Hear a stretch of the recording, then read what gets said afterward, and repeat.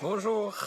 Et dans cette vidéo, j'aimerais vous parler de la structure psychophysique, de la structure qui a derrière les sensations du corps, qui est toujours là, qui est toujours présente. C'est-à-dire que si on a le corps avec les sensations, avec ce que l'on ressent à l'intérieur, au-dessus ou derrière, il y a ce qu'on pourrait nommer l'énergie. Et derrière l'énergie, il y a l'émotion. Et derrière l'émotion, il y a la pensée. Donc, cette structure est toujours là. Il y a toujours un monde de pensée, un monde de croyances qui génère certaines émotions, qui façonne l'énergie d'une certaine manière, qui s'incarne et se manifeste dans le corps à travers les sensations et à travers ce que ça crée dans le corps.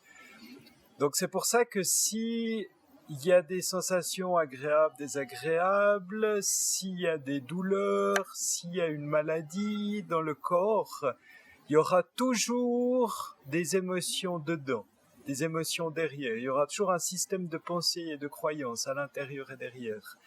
C'est pour ça qu'en écoutant le corps, on peut voir ce qui se passe dans notre conscience.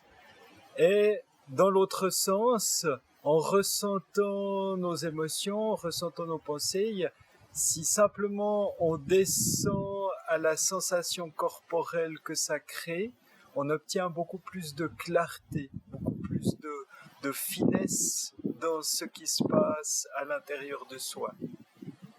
C'est vraiment interactif dans les deux sens. Les pensées, les émotions viennent s'imprimer dans le corps, et ce que l'on vit dans notre vie, dans notre corps, va générer des émotions et des pensées. Donc c'est un circuit sans fin qui peut être un cercle vicieux ou un cercle vertueux selon ce qu'on engendre à l'intérieur de soi. Donc, par exemple, si on sent qu'on a mal au cœur, qu'on a des douleurs dans le cœur, eh bien, le fait de se centrer, d'aller observer, on pourra regarder qu'est-ce qu'il y a à l'intérieur. Alors, peut-être qu'au niveau de l'énergie, il y aura quelque chose qui va se serrer, ou il y a quelque chose qui va être comme planté dedans, ou qui va nous brûler, et on va regarder ce que c'est. Et on va voir que s'il y a peut-être de la tristesse, il y a peut-être de l'abandon, il y a peut-être de la mésestime, il y a peut-être de la colère.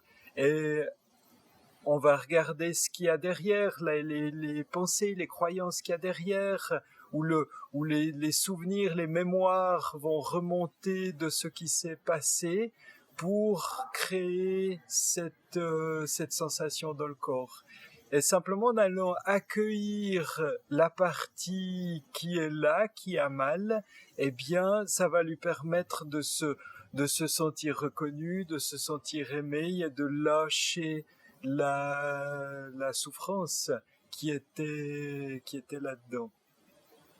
Donc c'est bon à savoir qu'il y a toujours cette structure et que les choses ne viennent pas pour rien, et qu'il y a toujours du sens dans ce qui se passe, même si ce que l'on ressent dans notre corps peut aussi venir évidemment de choses extérieures, de choses qu'on a mangées, de l'environnement qui est pas sain. Bien sûr que ces choses auront aussi une influence à l'intérieur de notre corps, et je dirais que c'est notre terrain qui va réagir ou pas à ces influences. C'est-à-dire que s'il y a un terrain qui est sain, qui est stable, qui est fort, qui est clair, lié à une clarté intérieure, eh ben ce terrain probablement ne va pas trop réagir, ou il en faudra beaucoup plus pour qu'il tombe malade. Et dans un autre sens, si on a un terrain qui est déjà affaibli, qui a des mémoires ou des choses que l'on génère qui sont d'une plus basse fréquence, on pourrait dire, donc il sera beaucoup plus fragile, donc il sera beaucoup plus atteignable. C'est pour ça qu'un même aliment ou une même situation extérieure, eh ben une personne va être affectée profondément et une autre pas du tout ou très peu. Donc voilà. Donc c'est intéressant de garder en mémoire cette structure et de savoir qu'on peut toujours plonger à l'intérieur, plonger dans les sensations du corps, plonger dans les émotions, plonger dans les pensées pour voir la chaîne de causalité. Et je dirais ce qui nous est appelé à faire, c'est on pourrait mettre au-delà de la pensée notre âme ou notre être essentiel, notre essence, l'essence de qui l'on est. Et que dans le cheminement intérieur, ce qui nous est appelé, c'est de devenir de plus en plus vigilant, attentif, ouvert à cette essence. Et que cette essence, par elle-même, par essence, est cohérente, est harmonie, est paix, est joie, est lumière. Et que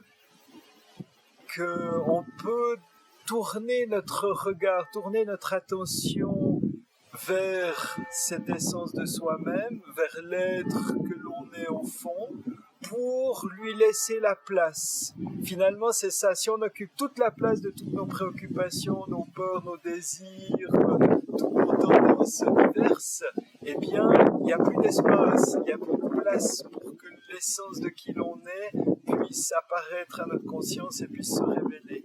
Et toute l'idée, c'est d'orienter notre regard à l'intérieur pour être de plus en plus conscient, de plus en plus présent face à ce qui nous anime.